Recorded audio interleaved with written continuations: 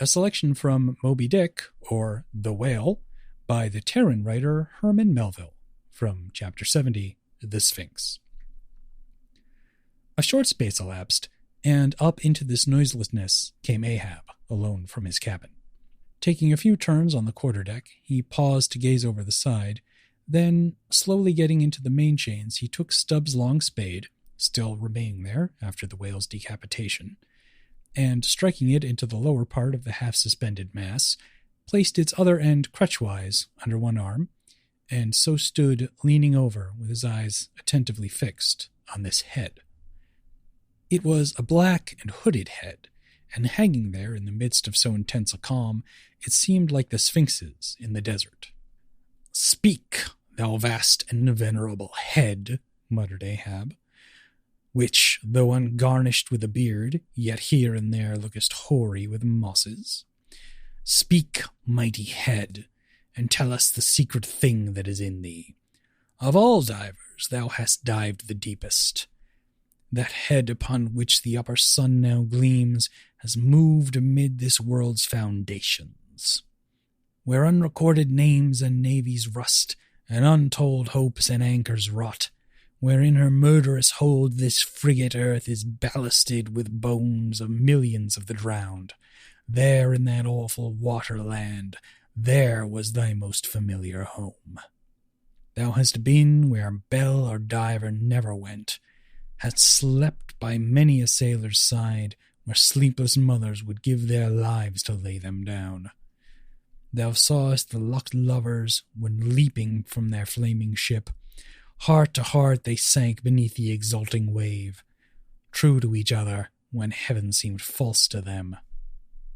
Thou sawest the murdered mate, when tossed by pirates from the midnight deck.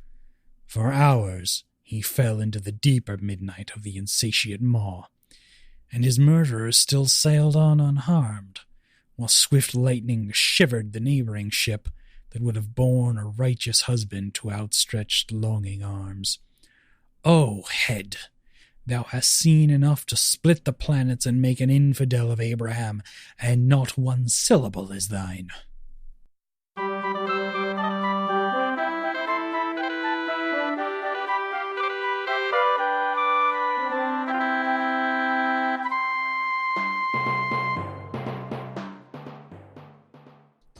Welcome to The Chimera, a role-playing adventure show.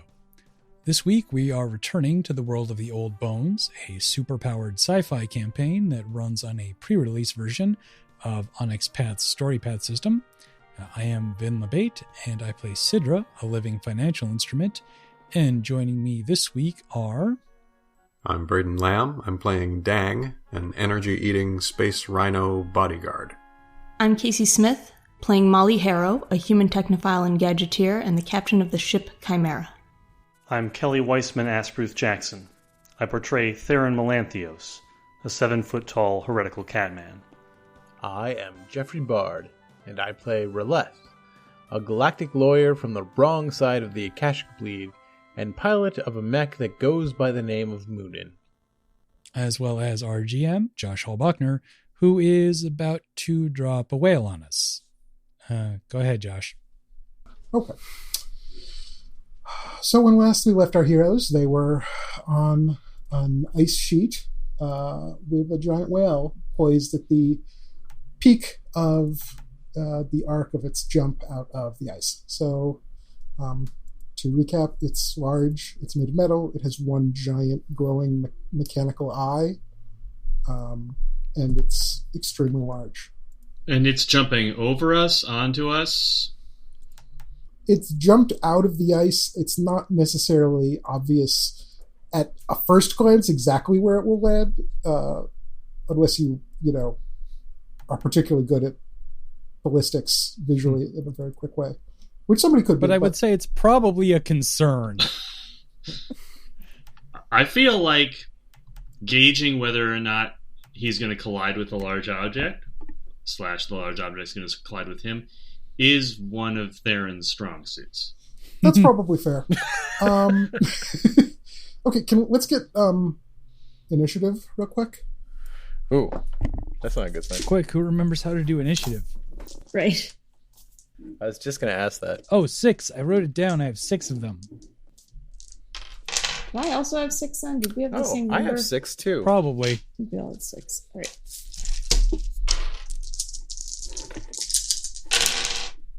And from that 6, I have Jackal. Ooh. Is this... Oh, it's you're still looking for successes, right? Yeah. 3. I have 3 as well. 3. 1. Okay. I don't remember how we do ties. Well, Theron's the most, like, thematically relevant. I'd say he gets to go first. Or, Sure, that's if fine. that makes sense. I guess we hand it down the order. From Oh, yeah, because there's that focus thing. Yeah. He could be focused. Okay, yeah. So 3 starts, and then I'll be going on 2. So, Theron, if you want to lead us off, then. Okay. So now that we're in initiative order, now would be a good time to ask that question again in a more formal fashion. Theron's trying to gauge a sense. Is this, Okay, is this thing an immediate physical threat to the party in the sense it's going to land on us? Yeah, it's basically going to land exactly where Kanix's device is. So it will probably impact a couple people from the party if nobody moves literally at all, and it will crackle the ice nearby, which will probably send more people into the water. And can I get a gauge on how big this thing is again? It's like 100 feet. It's really big. Okay, it's really Okay. big. Yeah, it's an extremely large mechano whale. Robo whale. Like, it's not as big as the chimera, but it's like too big to fit on the chimera. Mm-hmm. Oh, no new pets. Okay. Mhm. No voyage home shenanigans here. Yeah. Theron shouts, "Move!" to the rest of the party, and then tries to jump on the whale's back. Okay. 5 successes. I don't know what scale means in this context. If it's just making up for a difficulty from the, or if this is even more difficult because of its size or not. I don't know. Well, see, I was just about to say that seemed like a good move to me, because like that would be, I think the one thing that I would actively not apply a scale bonus for is somebody trying to jump onto you, because that just makes it easier, right? You've got more target area. So, yeah. That shouldn't be a problem then. Where are you trying to land, and in what manner are you trying to attach yourself? So, I mean, if there's an obvious thing to grip, like how much like a whale is this? It's whale shaped. I mean, like it's shaped like an alien whale, right? So it's got a different number of like flippers and stuff like that. But like but it has flippers. And it's kind of the vague like teardroppy shape that like you maybe think of like a sperm whale or something being, or an orca. And the way that it's made of metal, it doesn't have like a smooth surface. It has kind of a rough, disjointed one. There's a lot of angular plates and like spots where there's a little, kind of bars and everything. Like it looks like you made a whale out of scrap metal. It's not really sleek. So, and the most notable physical feature on it is the single eye and the big mouth, yeah, in the mouth. Okay. Other than that, there's nothing obviously distinguishing from the like head backwards. Mm-hmm. I'm gonna try and get as close to the eye as I can. Okay. So like above it, like on the forehead. Like I want to be on the back, close to the eye, right? Okay. Yeah, you can do that. Yeah, and I assume you're basically kind of doing like a like just as much as possible, like a hyper fast jump to kind of get up there before it actually like starts to fall down. Yes. Yeah, I want to try and get on its back. Okay. Right. Yeah, you can do that. Who's next? Theron It's your decides call. who's next. So yeah. That's right. I decide who's next. Sorry. Dang. All right. Gonna light him up. Do a bolt on trying to aim for that eye inside its mouth, and I do have +1 scale on that. Just gonna grab my dice. And scale in this instance means just that it'll do damage on the scale of that thing, right? Well, so normally the scale is plus 2 successes per level.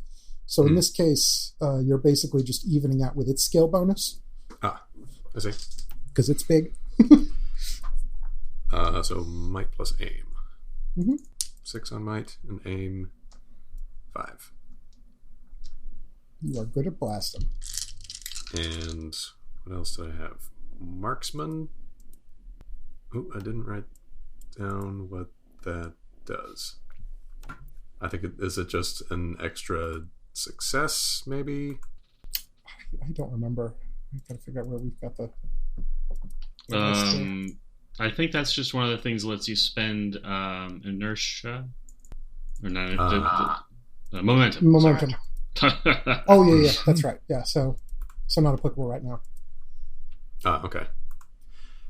This reminds me that while we're switching over to season 2, we should also, now that we have like an actual Trinity manuscript, we should go back and like tweak our rules and characters. Yeah.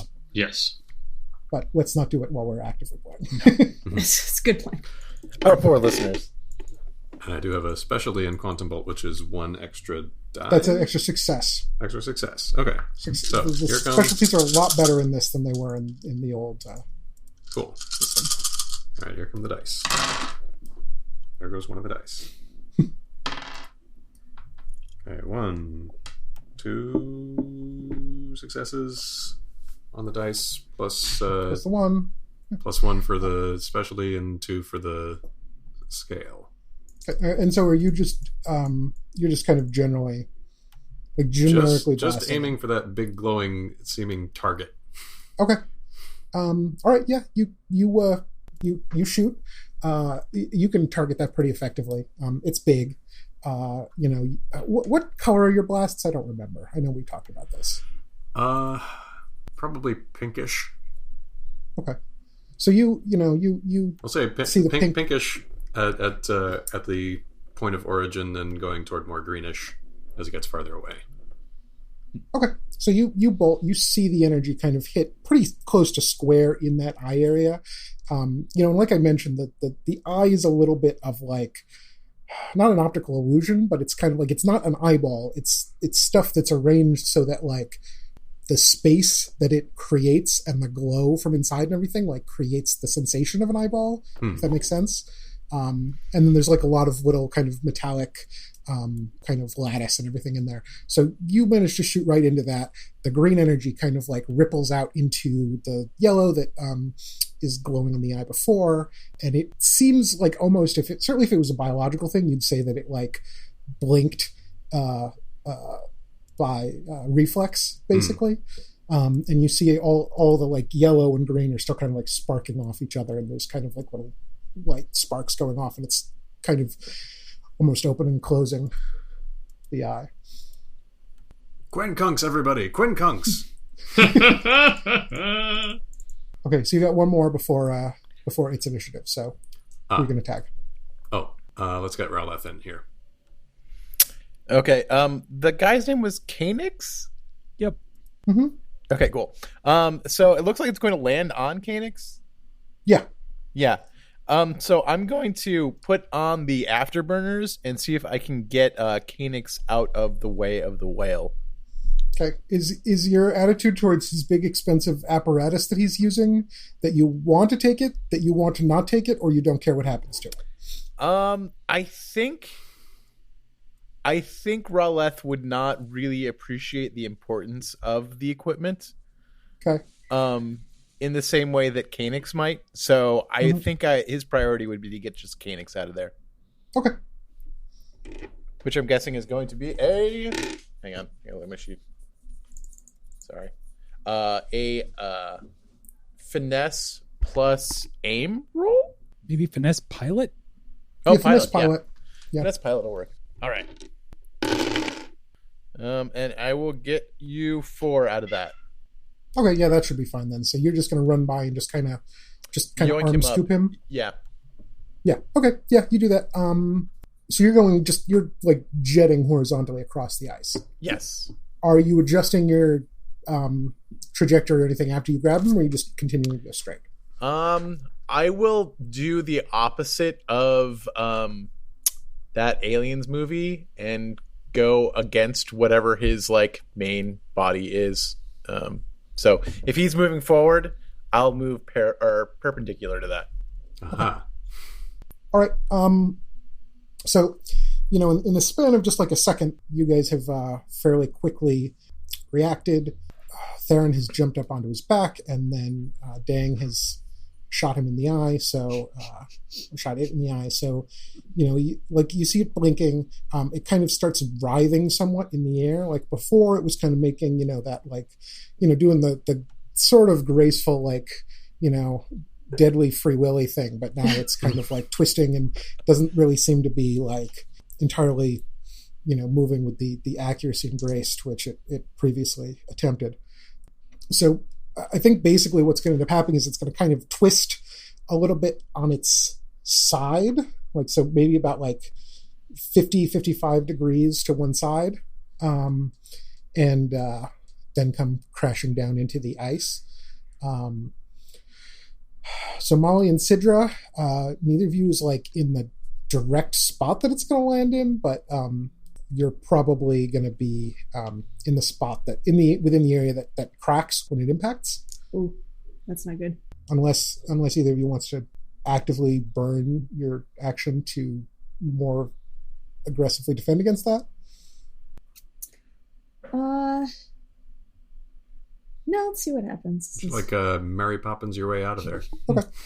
I'll probably burn an action to establish some stability. Okay. All right. So I'll describe it coming down. You just tell me what that looks like. So, it turns to its side. Theron, you're able to kind of shift a little bit as it tilts, so you can still be kind of broadly, vertical, even as it kind of angles a little bit, if that's what you want to do.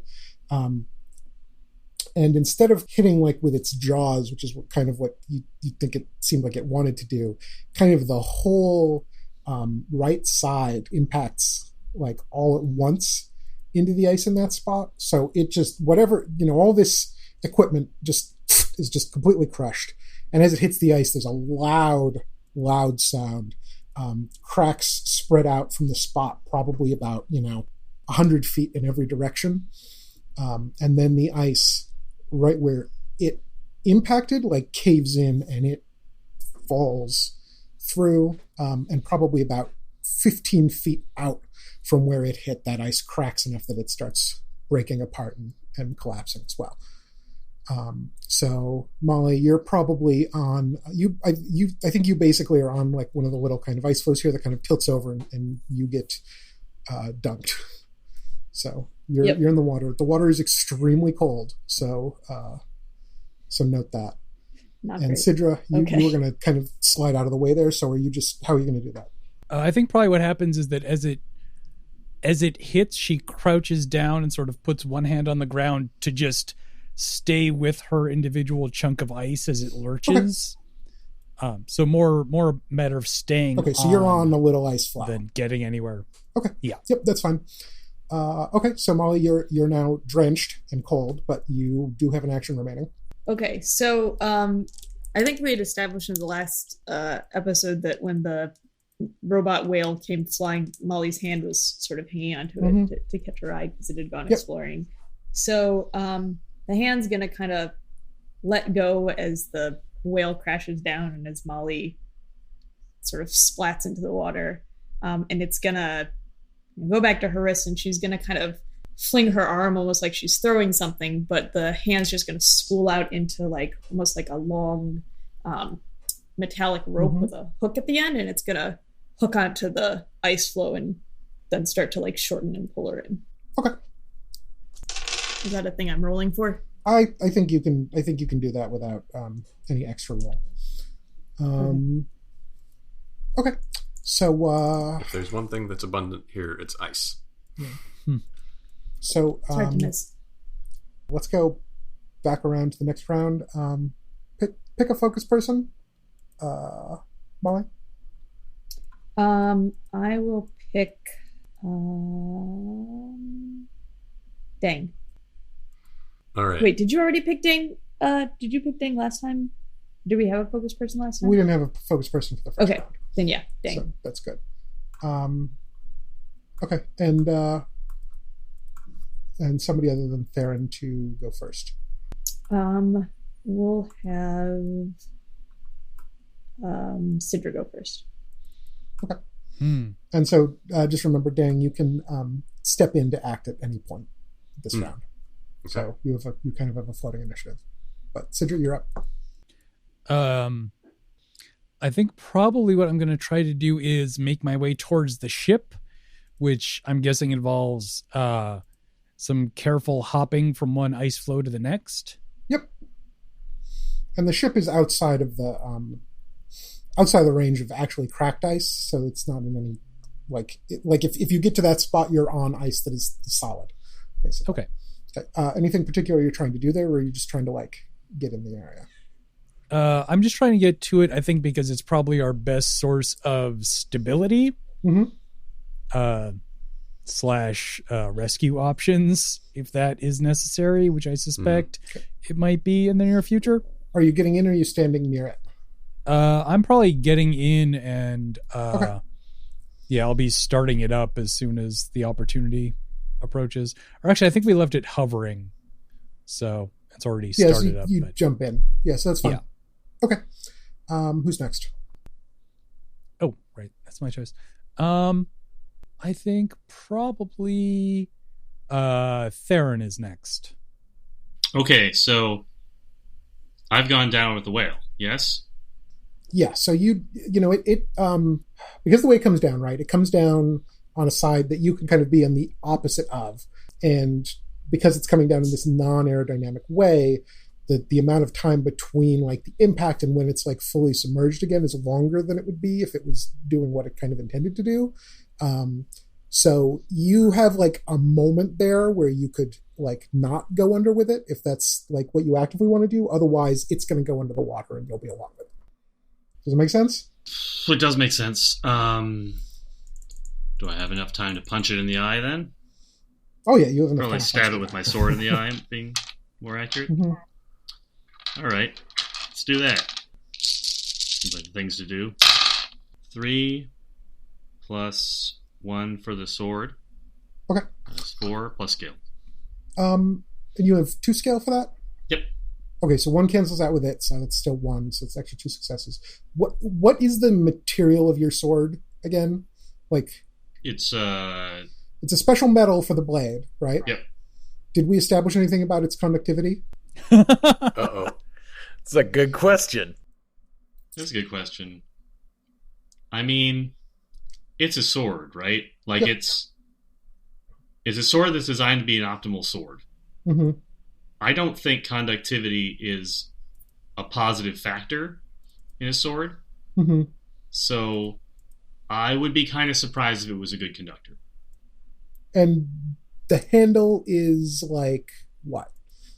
Is it one solid piece of metal including the handle, or is there a hilt that's made out of something or wrapped? There's a hilt. Yeah. Okay. All right. Yeah, that's fine then. If it was solid metal, I think it would. So you're gonna stab it in. You kind of hear this this. I guess this is basically what you would hear if you took a sword to one of those skimpy metal assemble it yourself shelving units, and it was filled with boxes of computer parts. Mm-hmm. So you kind of hear that, and it kind of rattles around in there as you're kind of things are snapping or breaking as you kind of stab it in. That mixture of still green and yellow energy that's there rips up the blade, and it's sort of kind of sparking a little bit. The actual metal itself basically gets hot, but you've got a hilt, so you feel it, but it's not going to damage you or anything. But it's enough that and are you stabbing one-handed or two-handed? Two. Okay, yeah. So on either of your hands or paws or whatever, it's enough that you can feel that the metal is heating up. So you kind of stab it in, and it makes this horrible kind of grinding noise, from somewhere inside. And then as it's making that's subtly muffled as it actually enters the water and goes under. Okay. And I can choose to not go under with it, right? If you want to let go here, yeah. Okay. I mean, to pull my sword free. And not go. Yeah. Yeah, okay. Yeah, that's fine. Yes, that's great. Okay. I choose not to go under with a whale. I think the way that looks basically is you pull out the sword and you use your momentum to kind of like roll off to the side and land on one of the ice flows nearest by. And you have, preternatural cat-like reflexes being a cat. So you just kind of stick to it. And you're standing on that. Okay, who's next? One more before it goes again. So your call. For who's next? Oh, sorry. Yeah. I really thought you were thinking. Rolith. Okay. Okay, so you've got Canucks in your hand, and you're probably about 200-ish feet away, so enough that you're over the ice that's not broken, but only just, basically. Only just. Yeah. Okay. I'm in the opposite direction of the ship. Yeah. It's sort of what I was picturing. Okay. And the whale has just gone under again at this point. And he may come back up again if he were so inclined. Sorry, did Molly went under? Molly She went fell in. off. Yeah, she's in the water. She didn't go under. She just fell in. Okay, but she is actively in the water right She's now. she's winching herself out. Okay. And then how is Dang doing? I'm doing fine because I kept to the Quincunx plan. I think by definition, only everybody or nobody can keep to the Quincunx plan. Like that's literally the definition of the plan. No, that's a really popular band. Quincunx of One. Yeah, I feel like as long as Dang keeps maneuvering himself to be at the sort of geographical center point of the other four members, he is still in the Quincunx. I'm gonna have to write like a custom Mac now called Quincunx of One. So I guess then I will try and get Canucks back to the Chimera if everybody else looks like they're okay. And that's what I'll do. Oh, certainly okay-ish. So I'll take a nice big arc just in case he jumps out of the water again, back to the Chimera.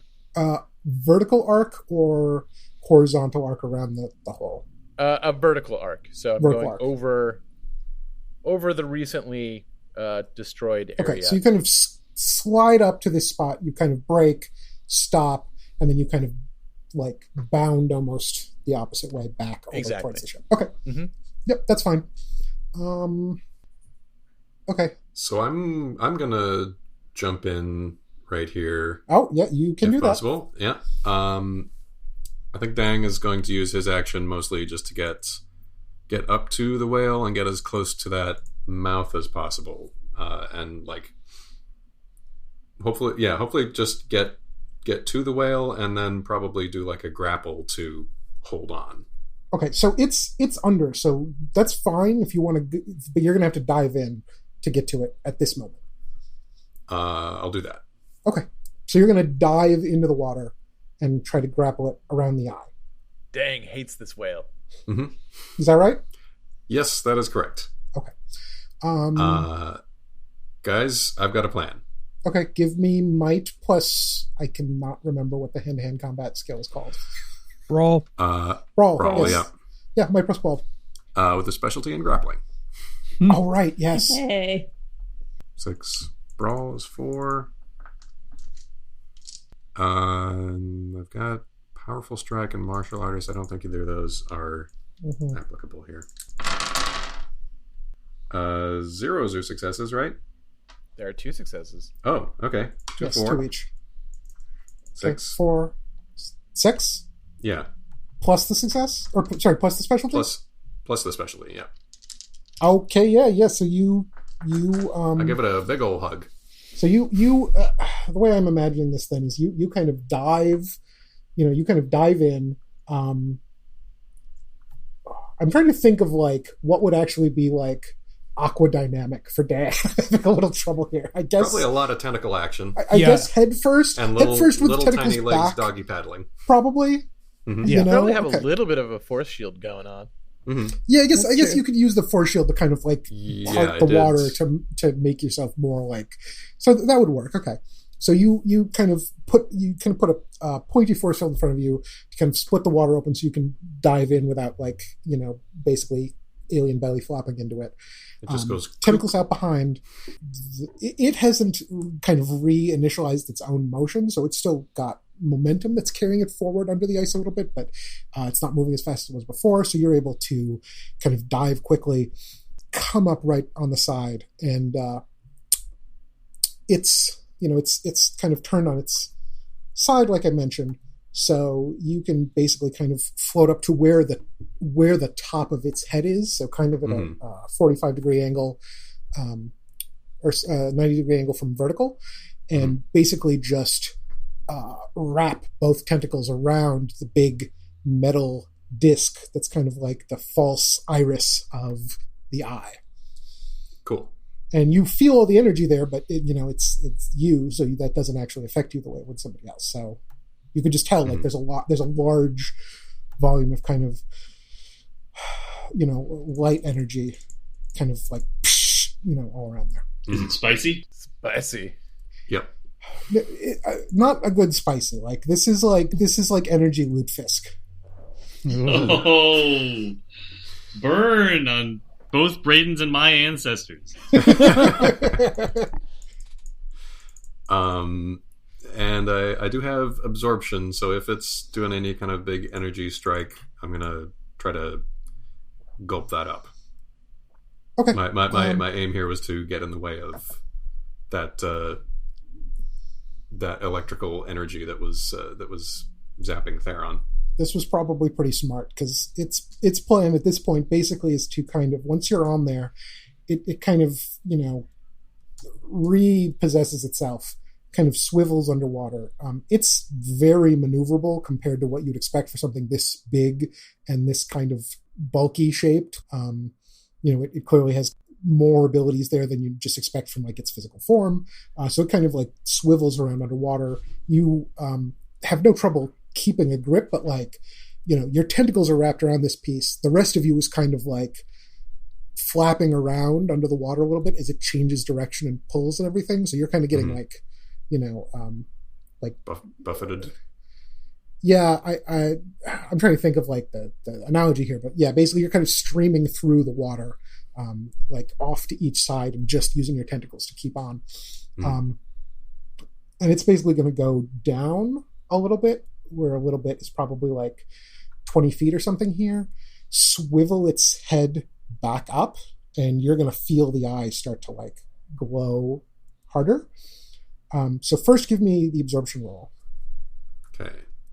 Looks like that is vitality plus integrity. That sounds right. Vitality 6, integrity 3. 2, 3, 4, 5, 6. Okie doke. Okay, hold on 1 second. Oh, and I spend 1 glory. Oh. I don't have 3. I'll use 3 cookies to represent my glory. And now I will eat one of them. Glory is delicious. Let's hope that you don't regain that glory over the course of this episode. I will be right back. No. Okay, yeah. So it basically it channels a whole bunch of internal energy into a giant eye beam. So it this beam of light like blasts out. With your tentacles there, you're perfectly positioned to absorb a huge amount of it. Not enough to keep it from like exploding out the ice in the place where it shoots, but enough to keep it from like breaking a hole and then like spreading into wide beam to like take out a much larger area. So those of you who are above, I think probably the closest person to this then is going to be Ralith. So like probably about 10 feet at most from where you are on your arc as you're coming down, this beam of incredibly bright light bursts out of the ice and shoots up towards the sky past you and then stops. I check Kanix, make sure he's okay. Yeah, he's fine. He's a little he kind of went a little boneless here because he doesn't really like he's not really used to this. So, but he's fine.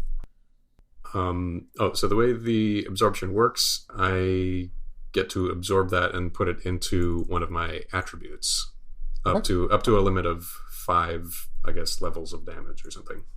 Okay. Oh, for each 2 damage prevented, gain a +1 to rolls for an attribute, and yeah. So you add 3 to something. Okay. For your next. Did we ever sort out? Not to tip my hand here, but did we ever sort out what attribute my EMP blast is associated with? I thought we did. Is it maybe like presence or? I mean, presence is good. Might again. Might is I don't what I think thought. It's probably either might or vitality. Mhm. I would say vitality or presence would work, depending on kind of how you theme it. Yeah, let's go with vitality. So Okay. I'll put 3 into my vitality, Okay. And I think Molly, you're the only person who hasn't bringing gone me up to 9. this round. Yeah, I think that's right. Go for it. So Molly climbs out of the water. And so we've got the giant whale under the water with Dang, and this spray of like a laser just kind of shot up out of the water up into the air. Mm-hmm. Right? Yep. Theron's here.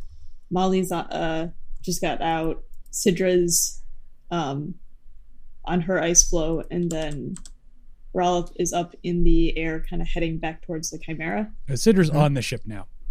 Oh, right. Okay. So we've got one heading to the ship, one on the ship, and then Dang in the water, and Theron on the ice. And okay. Yeah, and so you can kind of you can put together basically where the whale is, but it is under both the water and the ice, so you can't you don't have a good visual beat on it. Like at best, you can see it at a reduced level through a different spectrum, but even then, it's you're looking through stuff that blocks a certain amount of it, so it's not a great bead in that sense. Right. And I don't think she's gonna leave without knowing Dang's up and out of there. So she's gonna send her hand back down into the water to find Dang and the whale. Okay. Pretty much. That's essentially it right now. Okay. Yeah, he's still kind of he's still struggling with it. Yeah, and the whale is kind of trying to shake it off. Shake Dang off. Okay. Yeah, but that's it. It's not going. Well, you know what? Actually, so I think probably after a second of trying and failing to actively shake Dang off, it's just gonna turn and start going straight down. Yikes. Okay. So yeah, Molly's gonna have the hand grab hold onto something. So if it's going down and Dang's going down, so's her hand. Okay. So Dang, hand off focus for the next round.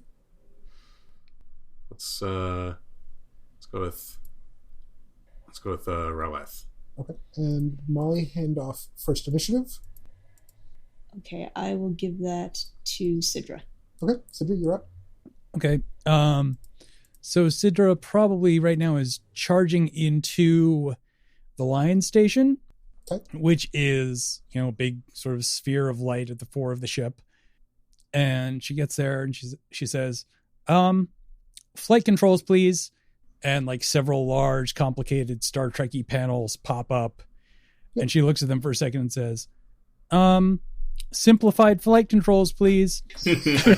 A single sort of large panel pops up with a couple of flat, round, Play school buttons. sort of control units. And she looks at it and says, more simplified, please. And a pedestal pops up with the sort of control joystick. Okay. And she's going to grab that and attempt to go around and pick everyone up who she can spot. Probably starting with Ralef. Okay. Yeah, you can kind of swivel into place and open something up. So, Ralph, if you want to either go in or drop Kanix in, you're just all set to do that. Okay. Yeah, so as soon as it pops open, I guess I'll take initiative. So after avoiding the blast from the water, Rowleth is a little bit ticked off at this whale now. So he stows Canucks in whatever open port is, probably in the lion. Some shield opened up, and it actually might be his bedroom that it opened up into. So drop Canucks in there, make sure that he's okay, pat him on the head, and then launch back out. And then sort of hover over the last place that he saw the whale go down, which I'm guessing, there's no evidence of the whale anymore, nor Dang. And just aims all of Moonin's weapons down there, and then starts trying to radio Dang. Dang, do you hear me? What's going on down there? I need a report.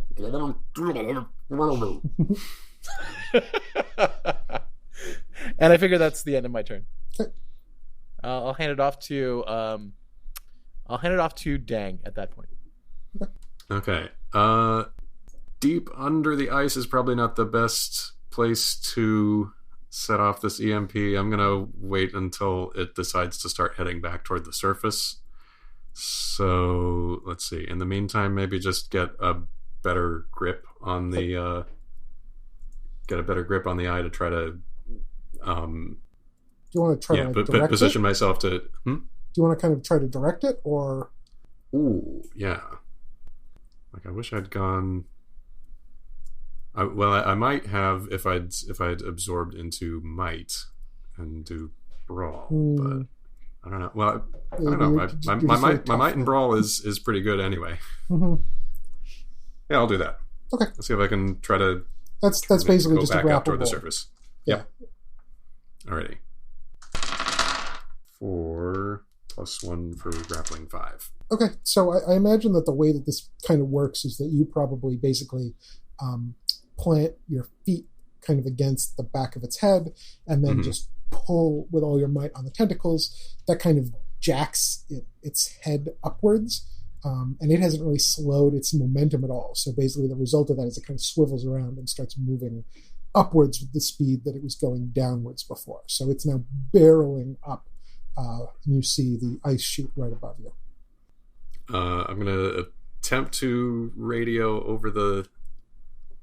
Honestly, no, it probably wasn't bubbles because he's not blowing air out to make sound, so it was probably an intercom.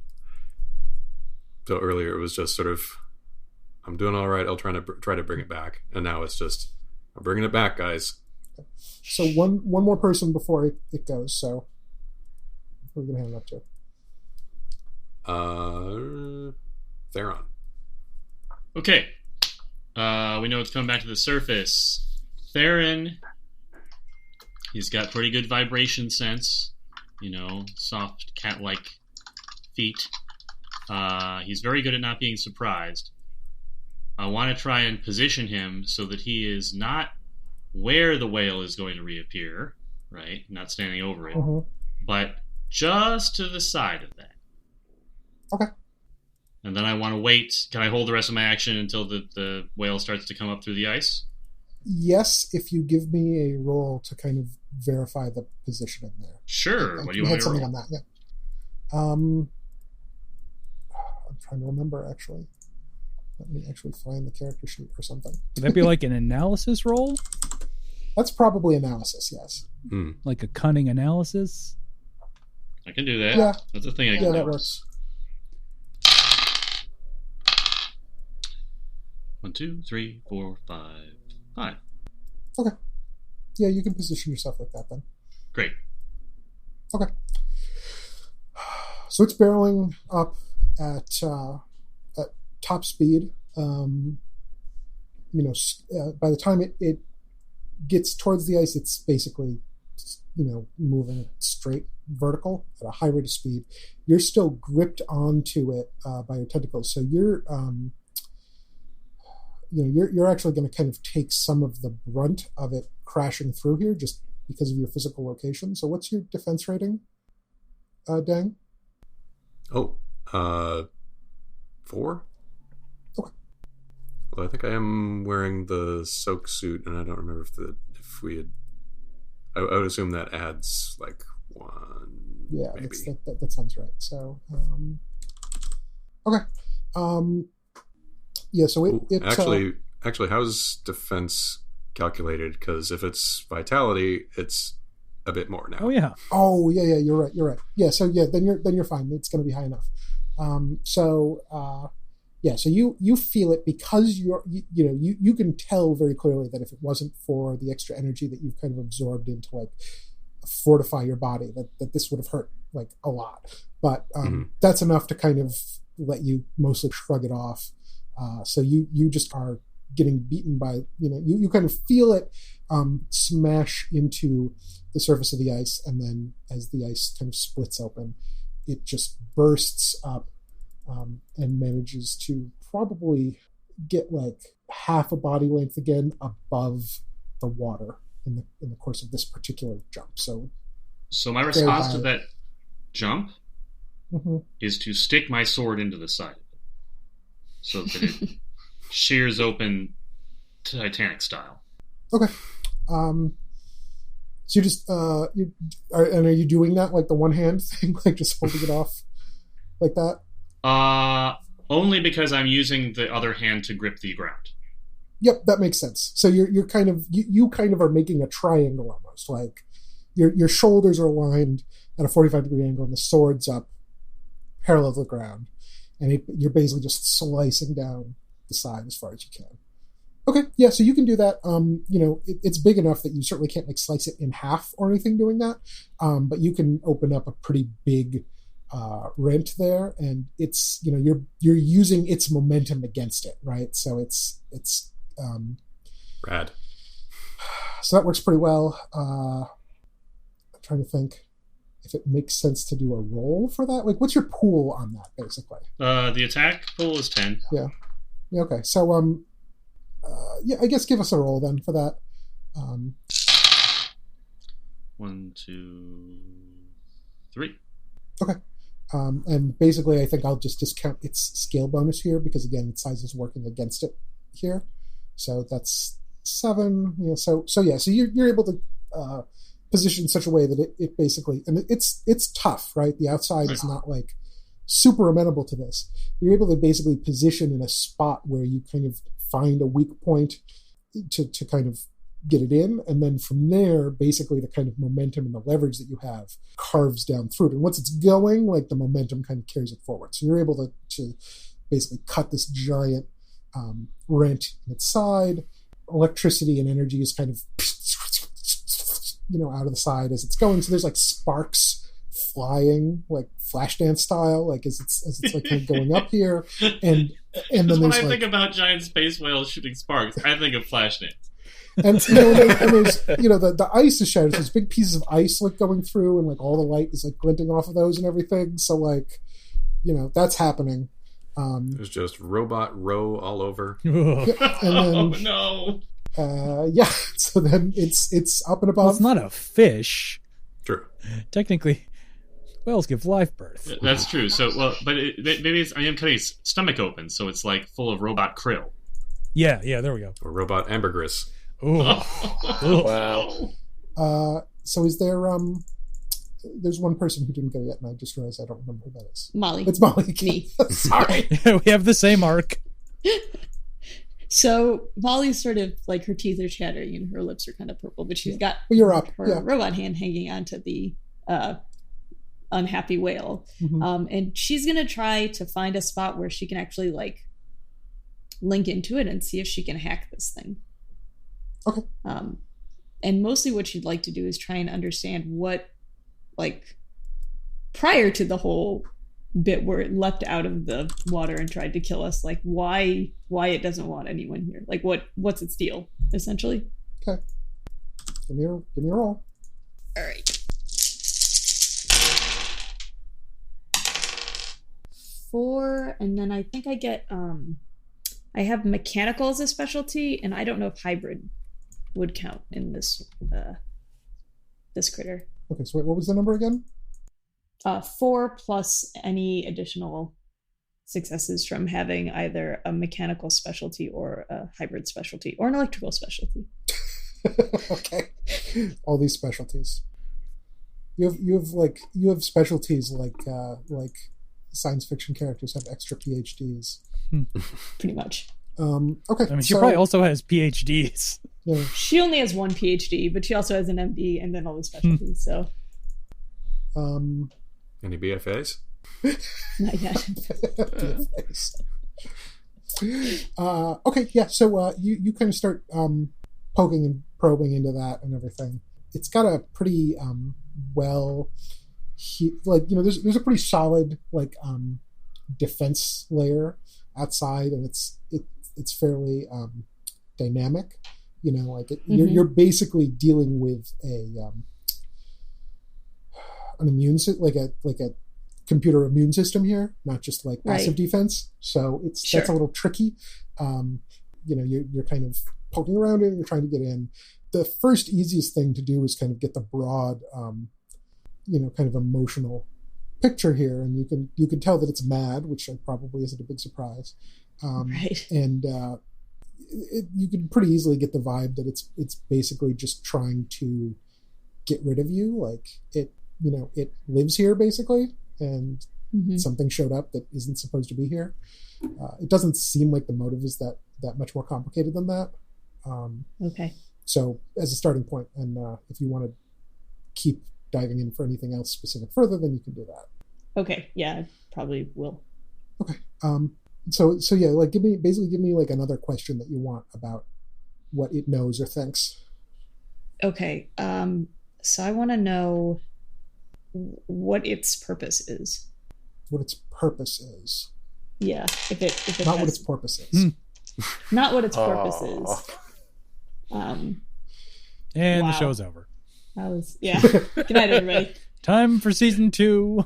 If you think you're going to get away from the puns by swapping Josh out for me as the GM, that is not happening.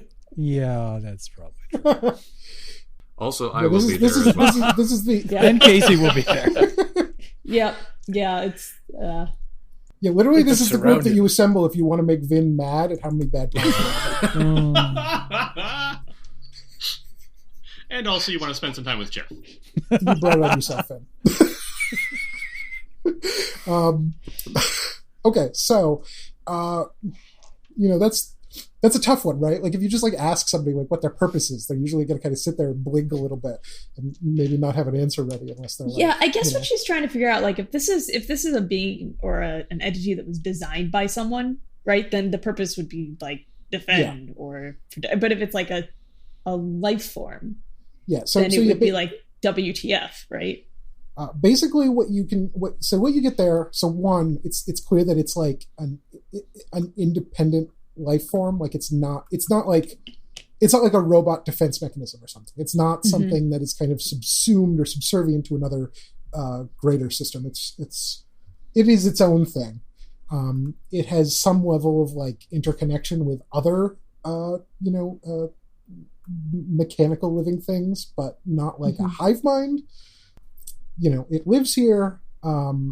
This kind of structure that's underneath the kind of ice mound that you guys landed near is something that it kind of lives around, and historically it has tried to keep people away who could cause trouble for it or other members of its species, basically, or who want to get in to the spot. Okay. So that's basically the pitch. But you guys also beat it up a little bit. So now it's personal. Well, yeah, but it's also kind of is this really what I would want to be doing with my day? I have one more question I want to ask if I can. Sure. What does it think of McCoy? That is an excellent question. Trying to think of how to put this. Makes a perfect trifecta with Kirk and Spock. God. Yeah, I guess the way that I guess the way I'd put this is that it's kind of like if somebody asked you about your cousin who lives in another state who you haven't talked to in a while. It knows the name. There's something in there, but it's not really super at least to this, it's not super relevant in a moment-to-moment sense, but it's absolutely aware of them, and it absolutely, like, in its mind, there is, like, a level of connection there. Okay. Okay, I think I'm done for now. Okay, yep. So, Jeff, pick a focus person. Kacey, pick a person to go first. I'll pick Rollins to go first. I'll pick Molly to be focused. Nice. Aww. So as my first action, I still can't see the whale. Correct? Oh no, I can't. No, now you can. It's up in the air. It's up. It is extremely easy to see the whale right now. It's super easy to see the whale right now. So I'll go ahead and launch all my missiles at it. Yeah. Okay. So we got 5. 5. 5 to hit with missiles. Okay. Yeah, you hit it with missiles. So I don't know how much damage it does. So Dang, you're you're on it as it kind of reaches this apex of its current jump, and then you feel it get buffeted from the side by these tons of missile explosions. I think it's probably hitting on the same side. If I have the right picture of, like, the arrangement here, you're probably hitting on the same side that Theron just carved open. And so it's going to kind of tip in midair. It's kind of going to get unbalanced and kind of tip on its side. So also, it's way more missiles than fits into Moonin. There's no way that Moonin holds this many missiles. And they do, like, the Gundam thing, right? They all arc around and go all... The Robotech thing, where there's, they go backwards before they go forward. Yeah. So it kind of tips the side, and so you're kind of, like... If I imagine that you're kind of planted sort of on top of it with your tentacles around it, you kind of get flipped all the way over so that you're kind of hanging down off of it right now, Dang, as it begins to move towards moving downwards. Through gravity. Yeah. Okay. Okay. Who's next? Jeff's call. Oh, who's next? Well, let's go with Dang. Okay. I'm gonna attempt to. He's suspended. Let's see. Do it. I'm gonna first attempt to position myself not directly underneath the robot whale. And let's do strobe. Try to strobe its visual sense. I think by default I always do strobe as visual, but basically any photons that it is attempting to grab up, Dang is kind of swatting away. And that's presence and aim. 7. Okay. Yeah. Plus, you're literally like linked up on. It's like So it's gonna point just blank. Like hyper strobe it. It's basically going to clamp its eye shut. So you're going to kind of have to, like, slither out from that. So you're basically what's going to end up happening is you strobe it. It clamps its eye shut. You're going to kind of get separated, and you're going to kind of be at different arcs falling at this point. It's kind of going off to one side. You're kind of going a little bit off the other direction, and you're separated. Mm-hmm. Okay. One more. Who's next? Let's jump over to Theron. He's there right now. Okay. So it's still in the air? It closed its eyes. It's rapidly falling down. It's kind of, arced in midair, as partially as a result of the missiles and everything. So it's kind of aiming for a point kind of off to the side where there is still ice and none of you really are. So it's kind of moving away. Okay. So I will sheath my sword, draw the plasma pistol, and take a shot at it to encourage it to keep moving in the away direction. Okay. 4. Okay. Yeah, you land a shot on it, and kind of it blows off some metal plating at the spot that you hit. Yeah, I think at this stage it's basically just going to crash through the ice, breaking apart another giant large section. But at this point, it's not really where you were located, so it's going to do that. And once it is under the water again, it's going to start moving away. It's going to disengage. It's going to disengage. Okay. Okay, so here you are. There's 2 giant holes in the ice. Where's Dang? Dang is falling back down, so it's kind of up to him. At this point, you're not in like active combat threat, so you kind of can maneuver yourself a little bit if you want to hit the water or whatever. I think I'd probably prefer to hit the water.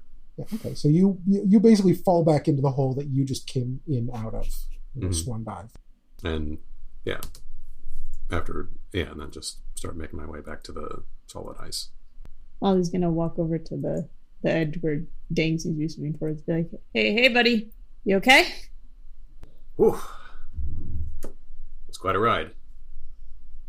Yeah, it's Did we get him? Risk.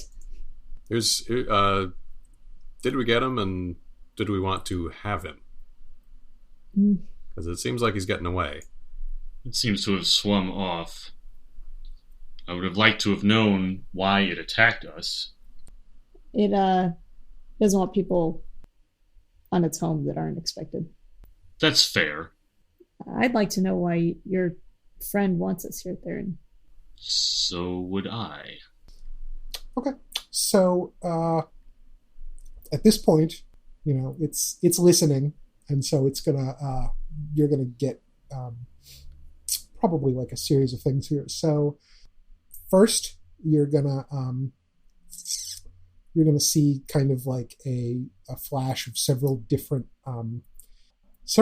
things, very rapid fire. Not enough to get a lot of details, but like something like this whale that you just saw, and something like a big kind of mechanical flying thing, and like something kind of like a crab, and basically kind of this succession of different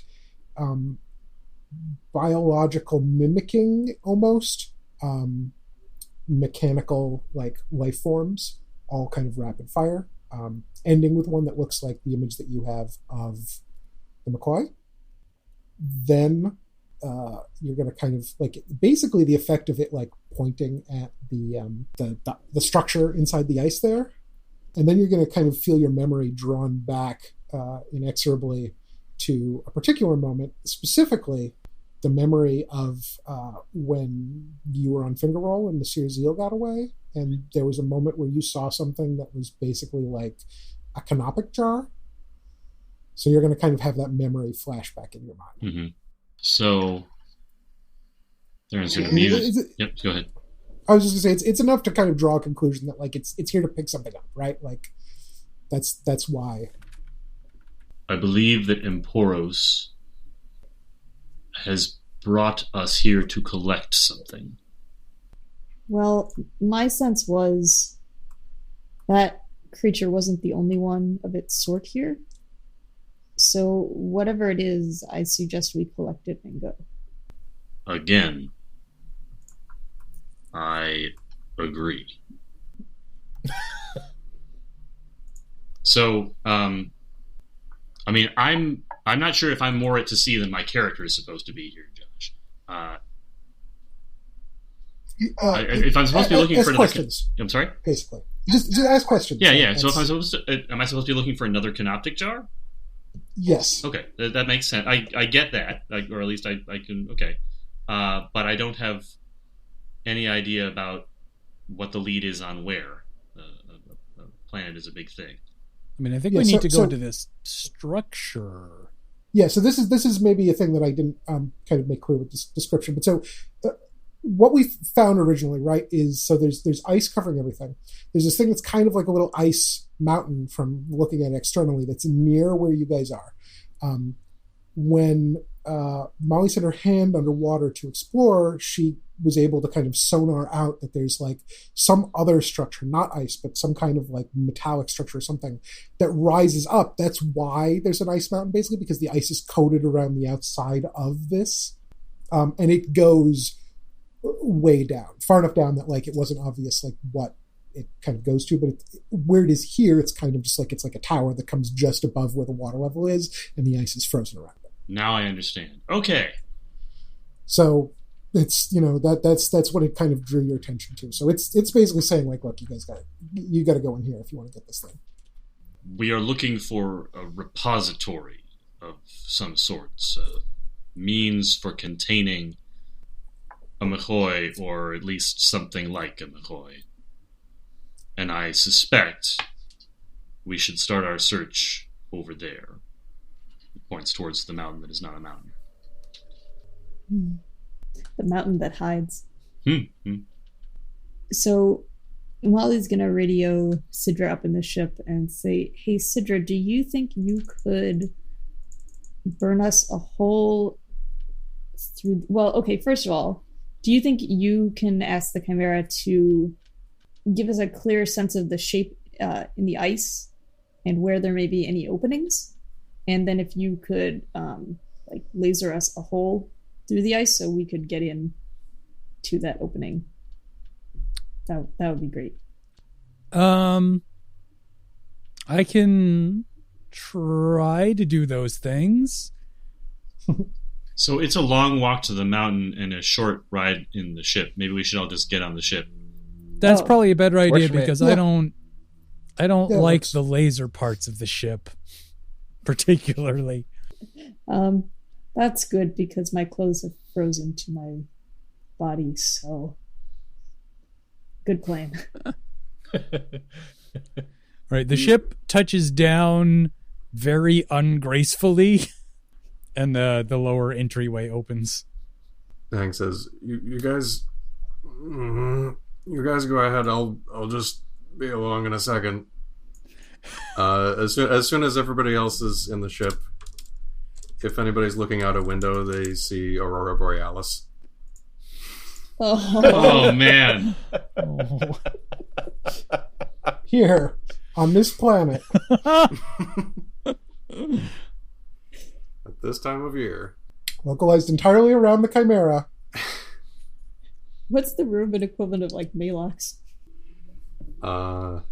Himalayan salt lamp. Indiglo? Here, have this glow stick. Oh, wait.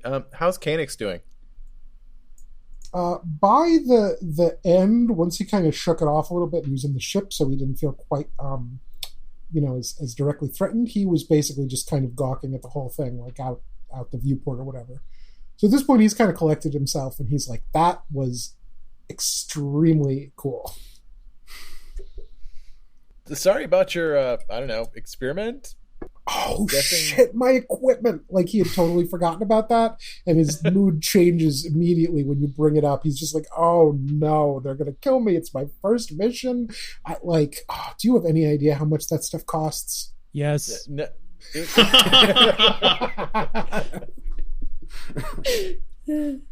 Okay, so he's kind of sitting there. It was a space whale. He's kind of sitting there, like, pulling at his hair, basically. I think you have demonstrated that this planet is not uninhabited. Yeah, I that's definitely true. Do we have a way of making like a copy of the recordings from the Chimera? Like, would that be any use? I just assume that you guys can do that. Like, yeah. Unless there's something that's like actively causing that to be non-viable, I assume that yes. Mm. The lion is a universal get, like, a energy video. field that lets you do things with it.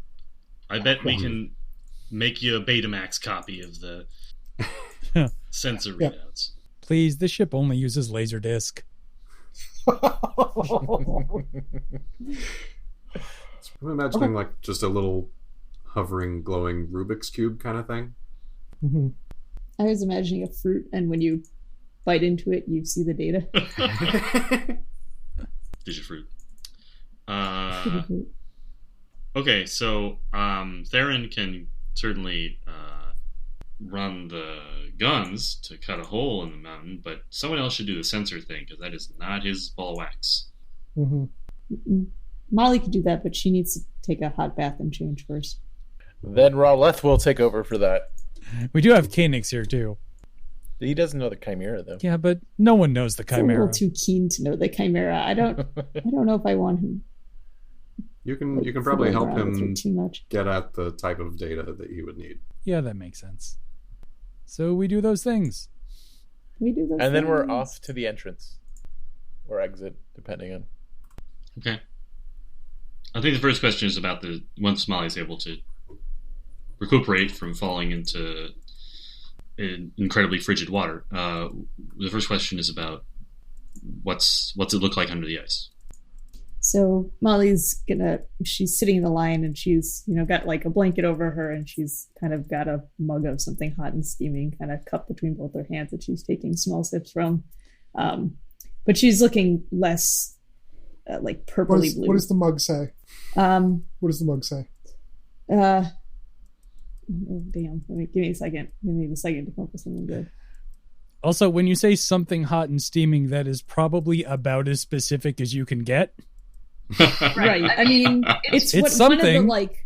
one of the teas that Sidra keeps, but she never really knows what all went into it. It's just like And I'm making some the quotey leaves. fingers here on teas. Yeah. yeah, it's tea sing, I guess. So the mug just says, "I am a natural 20."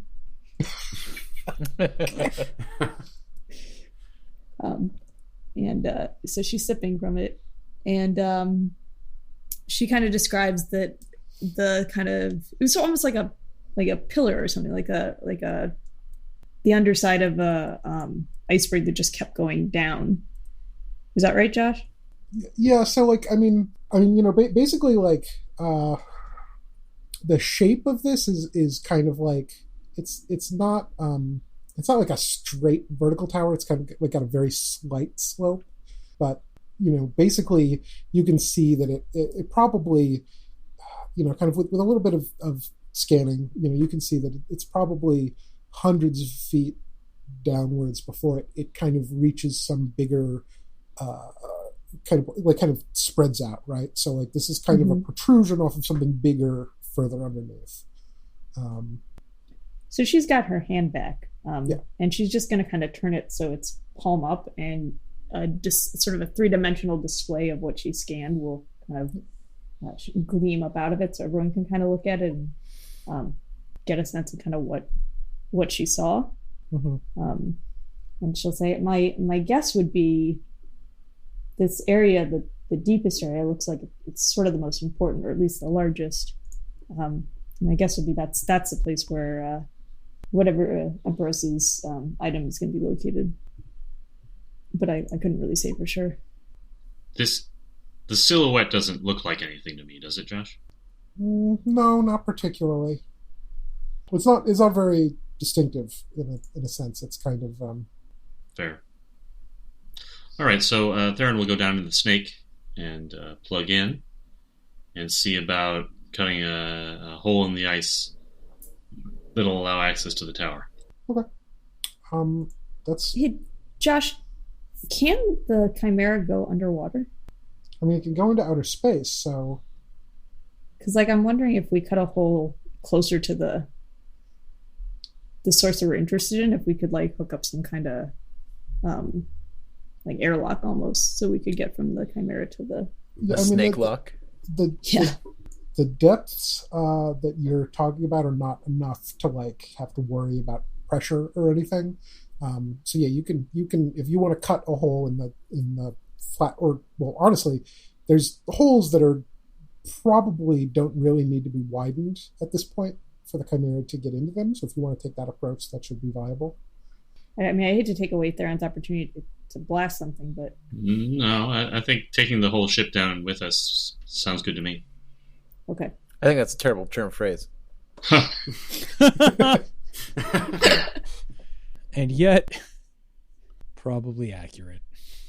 All right, let's go. I guess it's probably more like 5,000 leagues under the sea, but 5,000 leagues under the sea. Yeah. Let's go explore. Yeah. Okay. So you go down into the water. You kind of come over to the thing. As you get closer, you can see that it's just kind of it's metallic, a little bit smoother, and not quite as kind of rough as like the whale that you saw, but still like basically a heavy metallic structure. You can kind of identify that there's some like responsive circuitry running through it, and kind of going around scanning a little bit, you can find basically a spot that seems like it's kind of likely an ingress of some kind. Like it's closed off, but like based on the patterns and kind of the shape and like the way that it responds to kind of like little attempts to ping it. Okay, then I guess we'll dock there. Okay. So you're going to basically kind of, I think probably the thing that's most likely here then, I guess, is that you probably pull up next to it. The ship kind of like extends or opens up a piece of the lion surface to kind of like form a seal around it. So now you kind of have air access to this wet metal surface thing. So Molly's going to walk up to the surface and lay her hand on it. And one, she'd like to see if there's, a code or a means of opening it besides just, destroying the area. And two, she'd like to see if there's anything to access it would give her like blueprints or a map of this place. Nothing obvious in terms of a whole layout or something, but kind of electrically probing around at it a little bit, you can there's a pretty simple like door protocol basically. Like it's not it seems like something that would exist to allow people or things or whatever that were familiar with it to get in and out. It's not like locked down or anything in that sense. Right. Normally just somebody who'd never run into it wouldn't be able to get into it, but you kind of have like you could basically kind of feel this stuff out. So you can kind of identify that there's a pattern that you can kind of put in that will cause it to open. And I'm just saying that because then if you want to do anything beforehand, like that's possible, but you can feel fairly safe that that's what's happening. All right. Folks, are we ready to go in? Yep. All right. Molly's going to open the door. Okay. It kind of opens up like basically like kind of four sheets at kind of diagonal angles kind of open up in this kind of big aperture sense and leave this kind of large square porthole. As you kind of step in, there's kind of this like tunnel access area. You can see from the way that this section is kind of set up that it could support two different things, right? It could be filled with water, and it could be something that something could kind of swim through, or there's some very not like particularly safe but functional ramp like surfaces that kind of go around the outside. So it's possible, if it's dry, for something to kind of walk down those as well. The whole thing is probably like 300 feet across, so it's pretty. This channel that you've accessed is pretty wide, and the pathways are large enough for something, noticeably bigger than the biggest member of the. Well, I guess probably not bigger than Moonin. So like for something that was on the scale-ish of Moonin to kind of walk. So it's noticeably bigger than you'd need for like people-sized people. And the space itself would be big enough for like one of those whales to fit. Yes. As you kind of come in, basically the opening kind of disturbs whatever's here, and there's kind of a the way that I'm trying to think of like what the animal like world equivalent of this is, but basically there's this kind of big wave of like tiny robo crustacean things, like crustacean mollusk, probably around like basketball sized or a little smaller, that are nestled all over the walls here. And a whole bunch of them are kind of all in a spot where they're kind of like asleep, and so these kind of shell like structures are kind of all sticking out and kind of giving it this like bumpy appearance. But the ones that are near the door where you are, all of a sudden all kind of move and start skittering away because there was a noise and it disrupted them, so they're all kind of like trying to move around. So you hear this like tons of little skittering and little squeaking sounds, and all this stuff is kind of moving around very quickly. Nothing else obvious larger than those seems to be, in motion in here. This is terrible. I think they're kind of cute. Is there any panel or anything that Molly could access to? She's still sort of trying to find a way to get some sort of map of this place to have a sense of like where they should go. Down the ramp a little ways, there's kind of a flat area. It seems like there's probably some access points there. Cool. Molly will head there then. Okay, so while you're heading there, as you're kind of coming in, Theron, this feels more familiar than it should for something that you've never seen before, obviously. And as you kind of start walking in, you start getting there's a little bit of a vibe, sort of like, I'm trying to think of how to like phrase this, but basically you kind of get the sense that Emporos is asking you how much you trust it. That is an interesting question. Also, not sure how I answer that. Do you mean like mechanically how, or what your answer is? Oh, all of the above. But I was answer no. Yeah, it's more about if all I'm getting from Emporos is sort of an impression, right? I have followed you this far. Theron just says out loud. Okay.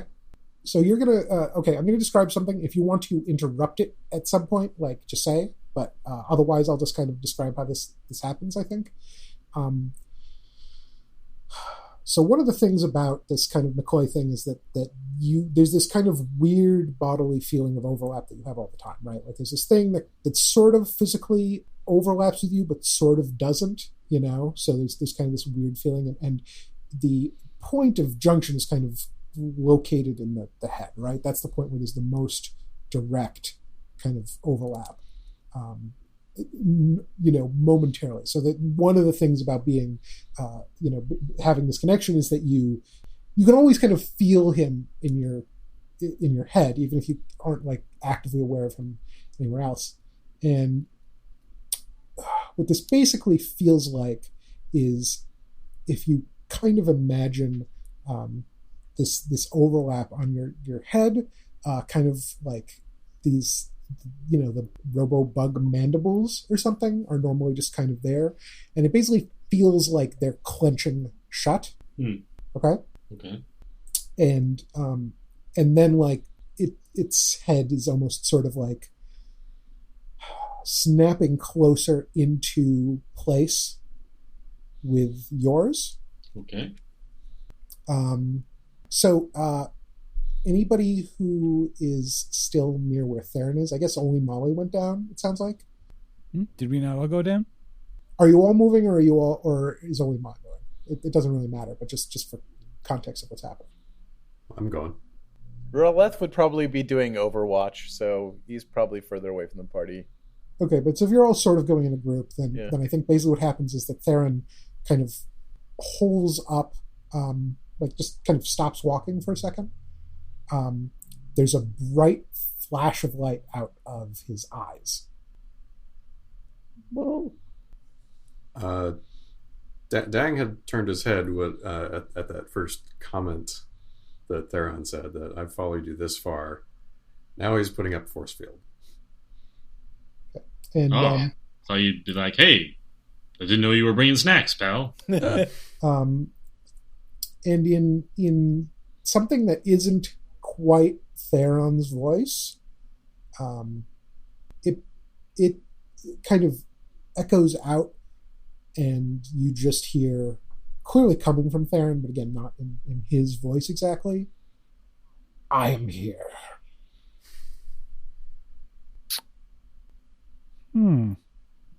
So Theron, on your side, just to kind of break down what's happening here. And,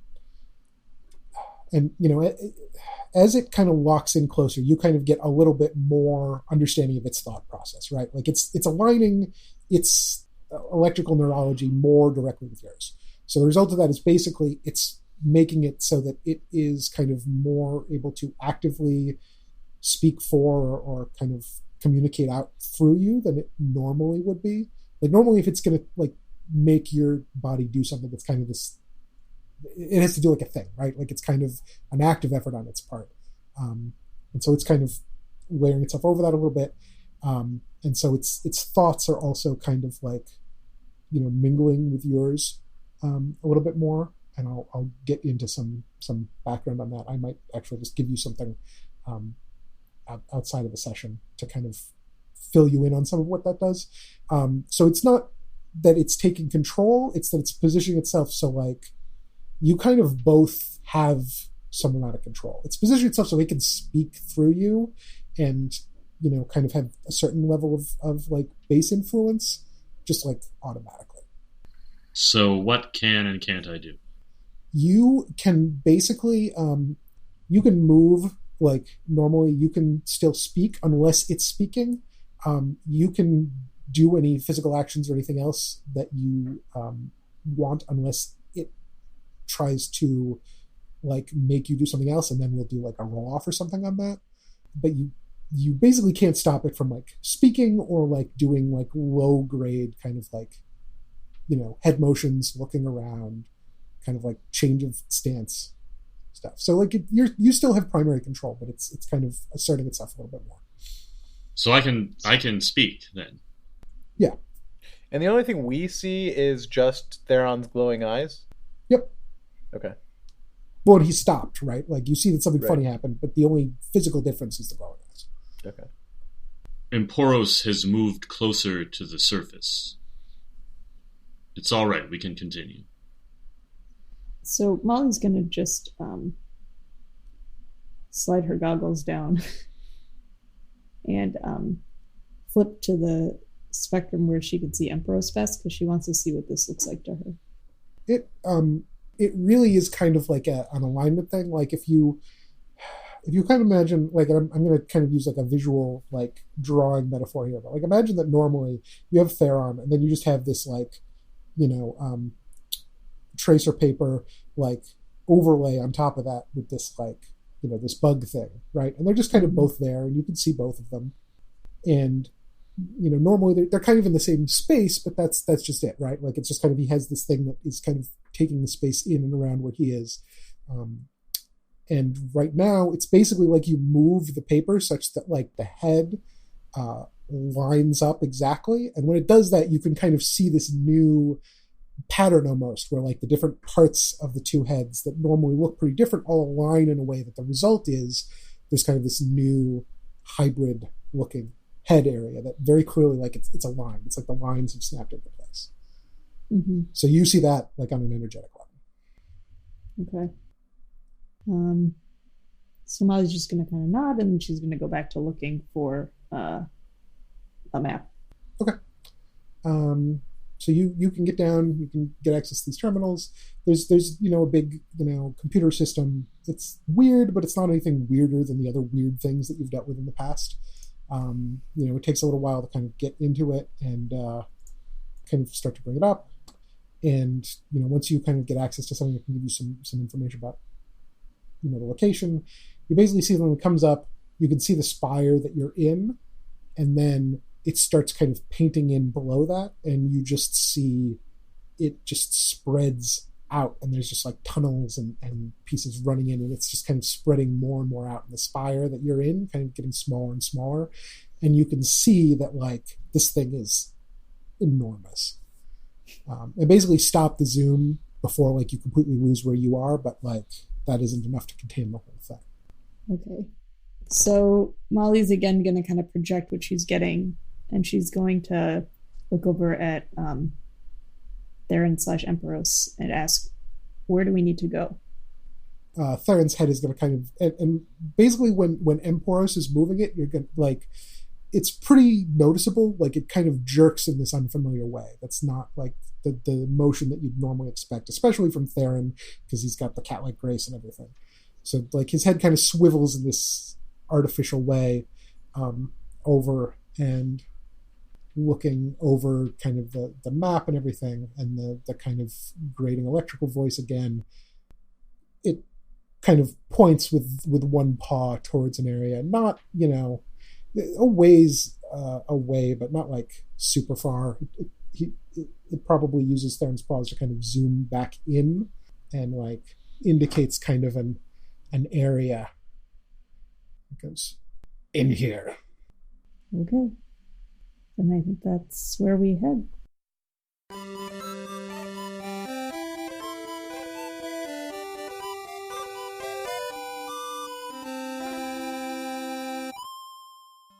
That's it this week for the Chimera. Our theme music is Heart, Hooves, and Hiss by Matt Weber. You can find a link to more of his wonderful music in the show notes. And you can also find us online at thechimera.space or at ChimeraPod on Twitter and Facebook. If you've got a minute, please consider dropping by iTunes to leave us a rating and review, or just telling your friends about us. We don't exactly have an advertising budget, so we rely on listeners like you to get the word out. As always, we will be back with a new episode in 2 weeks. Thanks for listening, and we'll see you next time.